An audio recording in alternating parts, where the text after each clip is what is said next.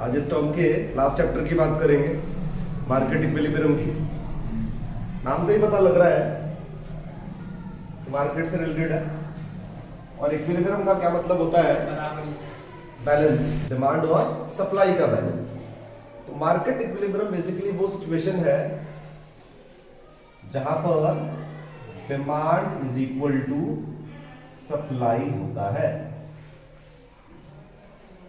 अब इस चैप्टर से जो क्वेश्चंस आते हैं ना, मैं आपको क्वेश्चन पे क्वेश्चन सिखाऊंगा कि कैसे आपको क्वेश्चन दिखेगा और उसको कैसे मतलब उसका आंसर देना है। क्योंकि हम इक्विलिब्रियम के बारे में पढ़ रहे हैं, तो आप देखो पहली लाइन में क्या दिख रहा है, market for a good is an equilibrium. एक गुड्स की बात कर रहे हैं जिसका मार्केट इक्विलिब्रियम में है, यानी उस प्रोडक्ट का डिमांड और सप्लाई दोनों ही अभी बराबर है। What is the effect on equilibrium price and equilibrium quantity due to increase in demand? अगर उस प्रोडक्ट के डिमांड में इंक्रीज हो जाए तो उसके इक्विलिब्रियम प्राइस और इक्विलिब्रियम क्वांटिटी पे क्या इंपैक्ट पड़ेगा, इसको समझाना है आपको। क्वेश्चन सेम टू सेम दिखेगा आपको, चेंजेस कहां दिखेंगे?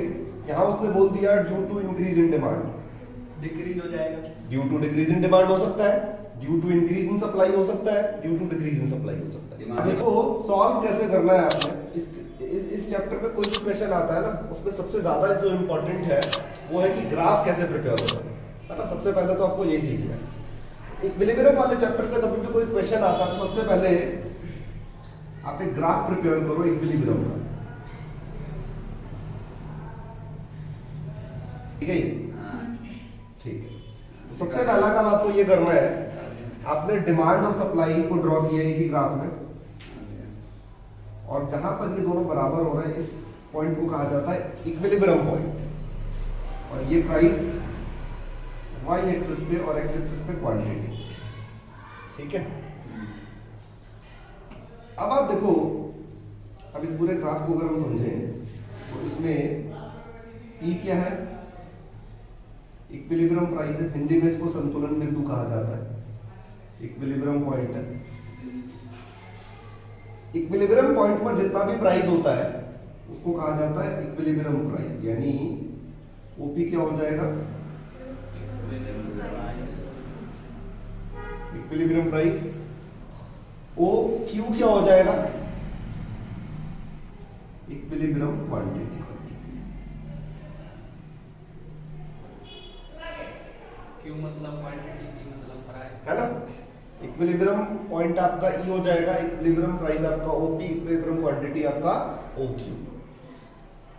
अभी तो हमने इस इक्विलिब्रियम का ग्राफ किया है, लेकिन क्वेश्चन क्या कह रहा है कि इक्विलिब्रियम में है प्रोडक्ट का मार्केट। इतना प्रिपेयर करने के बाद अब आपको देखना है कि इसमें डिमांड में चेंज आ रहा है, सप्लाई में किसमें चेंज आ रहा है? डिमांड। तो डिमांड में इंक्रीज हो रहा है, जब भी इंक्रीज होता है तो डिमांड कर्व शिफ्ट करेगा किधर की तरफ? डिमांड कर्व शिफ्ट करेगा। क्या बोले थे? डिमांड में इंक्रीज हो रहा है तो डिमांड कर्व किधर शिफ्ट करेगा? डिमांड में इंक्रीज हो रहा है, अपवर्ड होगा। Right word. हाँ वही राइट वर्ड। इंक्रीज की जब भी हम बात करते हैं तो राइट वर्ड होता है ना? Right word. तो यहाँ पर डिमांड इंक्रीज होने की वजह से जो हमारा डिमांड कर्व है वो राइट वर्ड शिफ्ट हो जाएगा, है ना? हिंदी में दाईं ओर कहेंगे इसको। जब डिमांड में इंक्रीज हो रहा है तो demand curve right word shift हो गया, लेकिन नया वाला जो डिमांड कर्व है वो सप्लाई कर्व को कहाँ इंटरसेक्ट कर रहा है? यहाँ पे। जो नया वाला डिमांड कर्व सप्लाई कर्व को इंटरसेक्ट करेगा, जहां पे उसको नया इक्विलिब्रियम का पॉइंट बता देंगे उसको, यानी अब वो हो गया E1। दो पॉइंट आपको क्रिएट करने होते हैं इसमें, एक तो E1 वो आपको वैसे ही पता लग जाएगा, और दूसरा F पॉइंट। F पॉइंट आप कैसे करते हो? पुराने वाला जो इक्विलिब्रियम पॉइंट है उसके स्ट्रेट लाइन ड्रॉ करना है। ये कौन सा पॉइंट हो गया? F। अभी फिलहाल मैं बता रहा हूं कि ग्राफ कैसे प्रिपेयर होता है। अगर मैं आपसे पूछूं अभी आप E वाले पॉइंट पर हो और आपको E1 तक जाना है, तो यहां से आपको ऊपर मूव करना पड़ेगा, है ना? कौन से कर्व पे ऊपर की तरफ जा रहा है? सप्लाई कर्व है।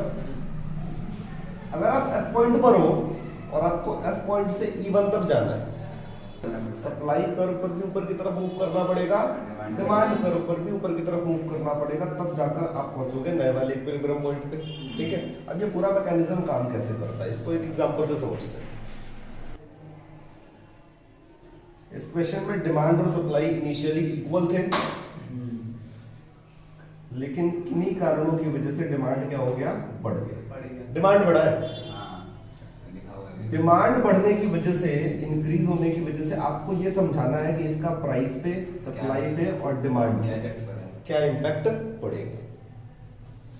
अगर मैं आपसे पूछूं कि जब किसी प्रोडक्ट का डिमांड बढ़ जाता है मार्केट में, बहुत ज्यादा लोग खरीदना शुरू कर देते हैं, तो उसके प्राइस पर क्या इम्पैक्ट पड़ता है? बढ़ जाता है, कम हो जाता है। कौन कह रहा है सर? आपने अभी तो बताया सप्लाई सुन लो। जब किसी प्रोडक्ट का डिमांड बढ़ जाता है तो उसका प्राइस भी बढ़ जाता है। यहाँ मैंने पहले क्या बढ़ा दिया, डिमांड। पहले प्राइस तो नहीं बढ़ाया मैंने, है ना, ये आगे पीछे। ठीक है, वो ध्यान से समझना पड़ेगा। डिमांड जब किसी प्रोडक्ट का बढ़ता है तो उसका प्राइस भी बढ़ जाता है। डिमांड बढ़ने से प्राइस बढ़ जाता है। जब वो प्रोडक्ट का प्राइस बढ़ेगा तो उसको सप्लाई करने वाला जो सप्लायर है वो सप्लाई क्या करेगा, बढ़ा देगा ना। जब उसका प्रोडक्ट महंगा बिकेगा वो और ज्यादा सप्लाई बढ़ा देगा। लेकिन डिमांड पे इसका इनवर्स इंपैक्ट पड़ेगा, वो सप्लाई तो बढ़ा देगा, प्राइस बढ़ा हुआ है। प्राइस क्यों बढ़ा हुआ है? क्योंकि डिमांड बढ़ा हुआ था। ये डिमांड हमेशा तो नहीं बढ़ा रहेगा ना, घटेगा, एक टाइम के बाद घटना शुरू हो जाएगा। तो डिमांड बढ़ा हुआ था जिसकी वजह से प्राइस बढ़ गया, प्रोडक्ट का प्राइस बढ़ता जा रहा है। प्राइस बढ़ता देख जो सप्लायर है उसने सप्लाई बढ़ा दिया, लेकिन एक टाइम के बाद घटना शुरू हो जाता है, डिमांड घटना शुरू हो जाएगा, है ना। अब इसी को ग्राफ पर समझते हैं। पहले हम कहां पर थे, ई पॉइंट पर थे, फिर हमारे प्रोडक्ट का डिमांड क्या हो गया, बढ़ गया। डिमांड बढ़ने से प्राइस बढ़ा। अब आप देखो प्राइस बढ़ने से सप्लाई भी बढ़ रही है। सप्लाई कर्व है ना, सप्लाई कर्व पर जब हम ऊपर की तरफ जाते हैं, ऊपर की तरफ मूव करते हैं, तो वो दर्शाता है कि सप्लाई बढ़ रहा है ना। जो मैंने आपको यहाँ समझाया वो ग्राफ में भी दिखेगा। हमें पता है प्राइस बढ़ने सप्लाई बढ़ेगा, और वही हो रहा है यहाँ पे। सप्लाई कर्व पर हम ऊपर की तरफ मूव कर रहे हैं और वो शो कर रहा है कि सप्लाई बढ़ रहा है। डिमांड कर्व पर ऊपर की तरफ मूव कर रहे हैं, डिमांड कर्व पर जब हम ऊपर की तरफ मूव करते हैं वो क्या शो करता है, डिमांड घट रहा है, डिमांड घट रहा है ना। यहाँ अगर मैं समझा दूं ज्यादा क्लियर हो जाए। घटना है भैया, वो तो स्थिर है ना। ये कौन सा कर्व है, सही सप्लाई का है। ये सप्लाई कर्व है। अभी आप यहाँ पर हो और अगर आप सप्लाई कर्व पर ऊपर की तरफ मूव करोगे तो यहाँ सप्लाई बढ़ रहा है या कम हो रहा है? बढ़ रहा है। पहले आप यहाँ थे ना, पहले इतना सप्लाई हो रहा था, उसके बाद ऊपर की तरफ मूव किया आपने तो यहाँ ज्यादा सप्लाई होना शुरू हो गया, फिर और ज्यादा सप्लाई होना शुरू हो गया। तो जैसे जैसे हम सप्लाई कर्व पर ऊपर की तरफ जाते हैं वो क्या शो करता है कि सप्लाई बढ़ रहा है। अगर ये डिमांड कर्व है और हम इस प्राइस पर इतना डिमांड कर रहे हैं और हम डिमांड कर्व पर ऊपर की तरफ मूव करें, यानी यहाँ से हम कहाँ मूव कर रहे हैं, यहाँ पे, तो डिमांड कर्व पर जब ऊपर की तरफ मूव करते हैं तो डिमांड बढ़ता है कम होता है? बढ़ता है, कम होता है। इतना डिमांड था पहले, प्राइस की तो बात ही नहीं कर रहा ना मैं, ये बता रहा हूँ मैं, पता है मुझे। प्राइस बढ़ेगा, डिमांड बढ़ेगा, प्राइस भी घटता है, डिमांड भी घटता मैं डिमांड और सप्लाई की बात कर रहा हूँ केवल। मैं बस ये बताइए नीचे की तरफ मूव करते हो तो उसका क्या इम्पैक्ट पड़ेगा। डिमांड कर्व पर जब आप ऊपर की तरफ मूव करोगे तो डिमांड कम होगा, सप्लाई कर्व पर जब ऊपर की तरफ मूव करोगे सप्लाई बढ़ेगा। सप्लाई कर्व पर हम ऊपर की तरफ मूव कर रहे हैं, ये शो कर रहा है कि सप्लाई बढ़ रहा है। डिमांड कर्व पर ऊपर की तरफ मूव कर रहे हैं तो ये शो कर रहा है डिमांड कम हो रहा है। यही पढ़ा हमने यहाँ पे। सप्लाई तब तक बढ़ता रहेगा, डिमांड तब तक कम होता रहेगा जब तक मार्केट दोबारा इक्विलिब्रियम में नहीं आ जाता, जब तक दोबारा डिमांड और सप्लाई एक दूसरे के बराबर नहीं हो जाता, है ना। अब इससे होगा ये, अभी तक आपका इक्विलिब्रियम प्राइस ये था, इक्विलिब्रियम क्वांटिटी ये था, लेकिन अब डिमांड और डिमांड में इंक्रीज होने की वजह से नया इक्विलिब्रियम पॉइंट क्या हो गया आपका, E1। न्यू इक्विलिब्रियम पॉइंट हो जाता है आपका E1। नया इक्विलिब्रियम प्राइस हो जाता है OP1, new equilibrium price will be OP1 और new equilibrium quantity will be OQ1।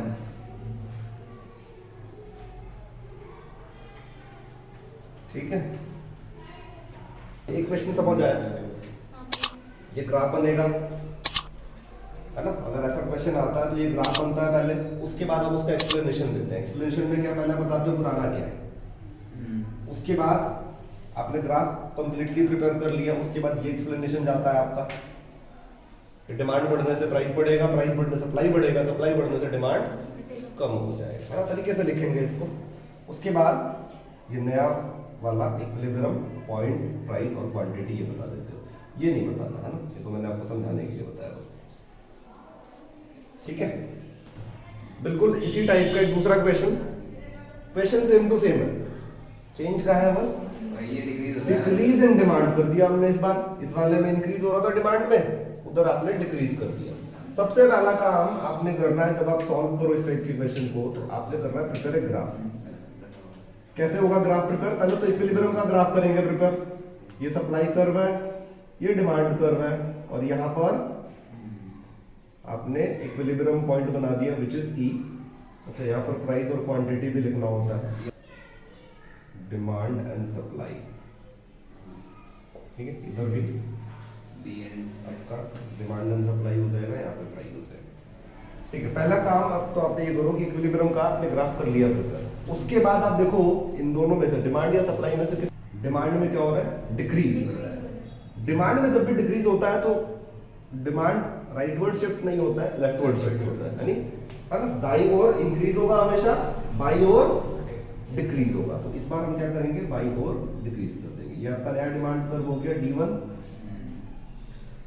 नया वाला डिमांड कर्व सप्लाई कर्व को कहां इंटरसेक्ट कर रहा है? यहाँ पे ये हो जाएगा E1। ठीक है, दो पॉइंट क्रिएट करने हैं हमें, एक तो E1 और F। F के लिए हम स्ट्रेट लाइन ड्रॉ करते हैं। अब इस वाले में तो हमने डायरेक्टली राइटवर्ड कर दिया, बिकॉज डिमांड का राइटवर्ड शिफ्ट हो रहा था। इस वाले में हम इधर कर ही नहीं सकते, कुछ है ही नहीं इधर, लेफ्टवर्ड आना पड़ेगा इधर। ये क्या हो गया आपका? F पॉइंट हो गया। अब यह समझना क्या है, E वाले पॉइंट से E1 तक आना है, F वाले पॉइंट से E1 तक, यानी ये इधर एरो बन जाएगा, ये इधर एरो बन जाएगा, है ना?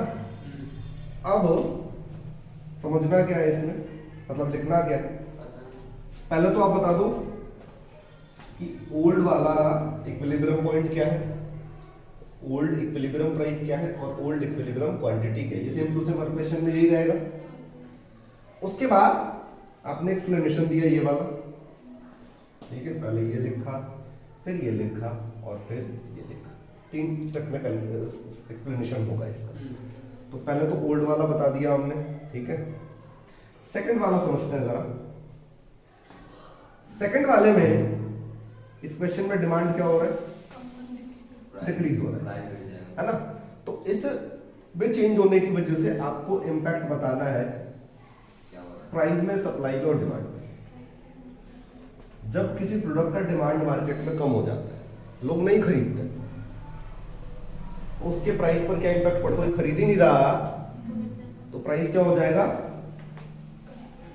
कम हो जाएगा। अच्छा, जब प्राइस कम होगा तो उसका जो सप्लायर है, जो गुड्स को बनाने वाला सप्लायर है, वो सप्लाई क्या करेगा? कम कर देगा। जब बिक ही नहीं रहा है, सस्ता बिक रहा है, प्राइस कम हो गया है, सप्लाई को क्या कर देगा? कम।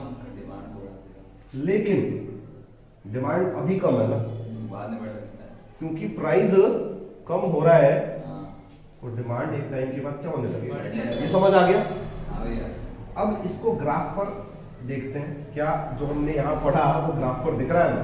ई पॉइंट पर थे हम, ई से हम E1 तक मूव कर रहे हैं, यानी इधर मूव कर रहे हैं ऐसे। ये कौन सा कर रहा है? सप्लाई कर। सप्लाई कर रहे हैं। जब सप्लाई कर्व पर हम नीचे की तरफ मूव करते हैं तो सप्लाई घटता है, सप्लाई घटेगा। F पॉइंट से E1 पॉइंट तक जब मूव करेंगे, ये डिमांड कर्व है, डिमांड कर्व पर जब नीचे की तरफ मूव करोगे तो डिमांड बढ़ेगा, है ना? जो पढ़ा हमने एग्जैक्टली वही शो कर रहा है। और सप्लाई तब तक कम होगा, डिमांड तब तक बढ़ता रहेगा जब तक दोबारा मार्केट इक्विलिब्रियम संतुलन की स्थिति में नहीं आ जाता। और नया संतुलन कहां स्थापित होगा? E1 वाले पॉइंट पे। तो जो नया इक्विलिब्रियम पॉइंट है उस पर हम T1 और Q1 लगा देते हैं। तो अब हम नया वाला जब पॉइंट बताएंगे तो नया वाला पॉइंट क्या हो जाएगा आपका E1, नया वाला इक्विलिब्रियम प्राइस क्या हो जाएगा OP1, नया वाला इक्विलिब्रियम क्वांटिटी क्या हो जाएगा OQ। सेम ही है। ठीक है, ग्राफ दिखने में भी आसान लग रहा होगा, जब खुद से करोगे प्रिपेयर तो नहीं समझ आएगा। ठीक है, इसलिए बार बार करना पड़ेगा प्रिपेयर इसको। आया समझ? इस चैप्टर से जो क्वेश्चन आपको देखने को मिलेगा या तो वो डिमांड में चेंज करेगा या फिर सप्लाई में चेंज करेगा। डिमांड में इंक्रीज और डिक्रीज का क्या इफेक्ट पड़ता है मार्केट पे वो हमने समझ लिया। अब सप्लाई में चेंज होने से क्या इफेक्ट पड़ता है उसकी बात करते हैं। सेम क्वेश्चन है, इंक्रीज इन सप्लाई का क्या इंपैक्ट पड़ेगा वो बताना है हमें। सबसे पहला काम ग्राफ करेंगे प्रिपेयर इक्विलिब्रियम वाला। ये सप्लाई कर्व हो गया, ये डिमांड कर्व हो गया। यहाँ इक्विलिब्रियम पॉइंट बन जाता है प्राइस क्वांटिटी, y एक्सिस पे प्राइस और x एक्सिस पे डिमांड और सप्लाई। इतना प्रिपेयर करने के बाद अब आपको देखना है कि चेंज किस में हो रहा है, डिमांड में चेंज हो रहा है फिर सप्लाई में चेंज हो रहा है। तो इसमें चेंज किस में हो रहा है, इंक्रीज हो रहा है किसमें, सप्लाई में। और सप्लाई कर्व कौन सा है, ये वाला। इंक्रीज हमेशा राइटवर्ड होता है, दाईं ओर होता है। तो अगर मैं यहां खड़ा हूं तो इंक्रीज राइटवर्ड होगा, यानी तो सप्लाई कर्व है वो डिमांड कर्व को कहां इंटरसेक्ट कर रहा है, यहाँ पे। ये E1 वाला पॉइंट हो गया। अब आपको F पॉइंट भी क्रिएट करना है, और F पॉइंट हमेशा पुराने वाले पॉइंट से स्ट्रेट लाइन होता है। ये हो गया आपका F पॉइंट। अब आपको E से मूव करना है E1 तक और F से मूव करना है E1 तक। ठीक है, ये तो आपने ग्राफ कर लिया प्रिपेयर। एक्सप्लेनेशन वही रहेगा आपका। E आपका हो जाएगा इक्विलिब्रियम पॉइंट, OP हो जाएगा आपका इक्विलिब्रियम प्राइस, संतुलन कीमत कहेंगे इसको हिंदी में। OQ हो जाएगा आपका इक्विलिब्रियम क्वांटिटी। पहला एक्सप्लेनेशन आपने बता दिया, इसमें क्या क्या है ना, कौन सा पॉइंट क्या शो कर रहा है। उसके बाद दूसरा पॉइंट यहां पर आपको समझाना पड़ेगा कि मार्केट का क्या इंपैक्ट, मार्केट के ऊपर क्या इंपैक्ट पड़ रहा है। इस क्वेश्चन में सप्लाई क्या हुआ है, इंक्रीज हुआ है।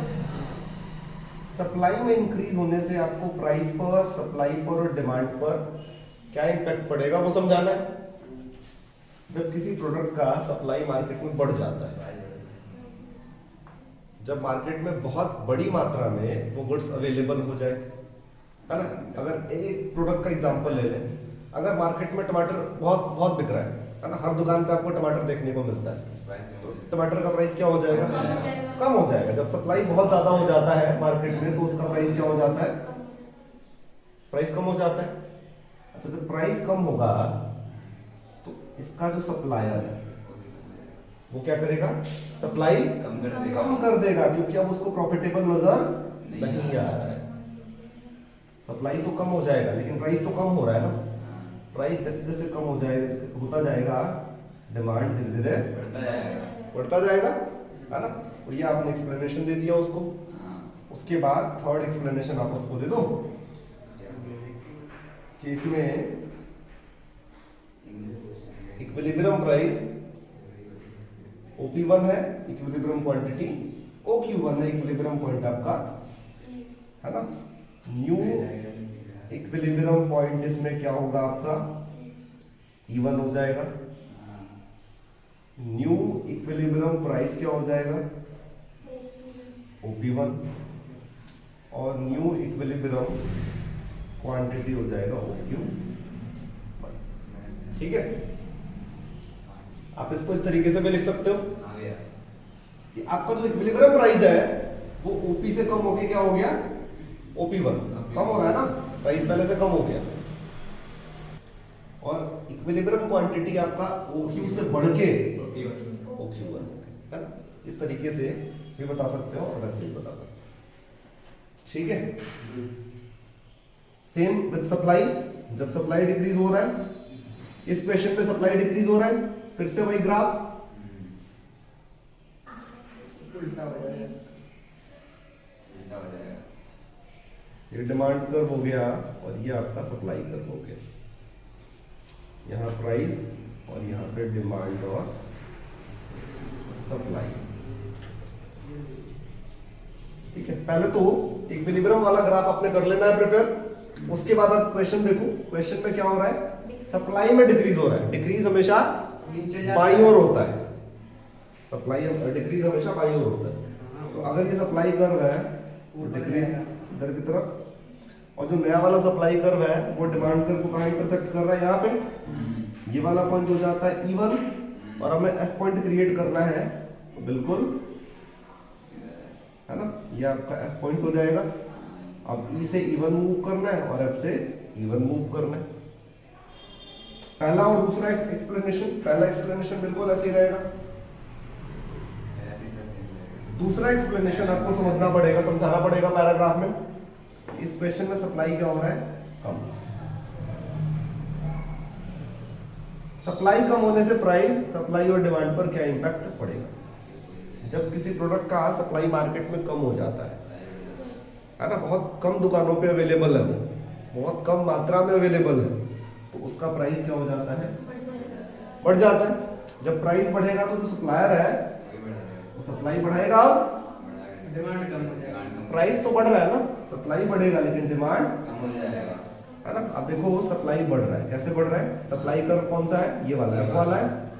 ये बात। सप्लाई कर्व पे ऊपर की तरफ मूव कर रहा है, सप्लाई पर ऊपर मूव करना ये शो करता है कि सप्लाई बढ़ रहा है। डिमांड कर्व, ये रहा डिमांड कर्व, डिमांड कर्व पर ऊपर की तरफ मूव करना ये दर्शाता है कि डिमांड मार्केट में कम हो रहा है ना। सप्लाई तब तक बढ़ता रहेगा, डिमांड बढ़ता है। डिमांड तब तक कम होता रहेगा जब तक दोबारा संतुलन स्थापित नहीं हो जाता मार्केट में। ठीक है।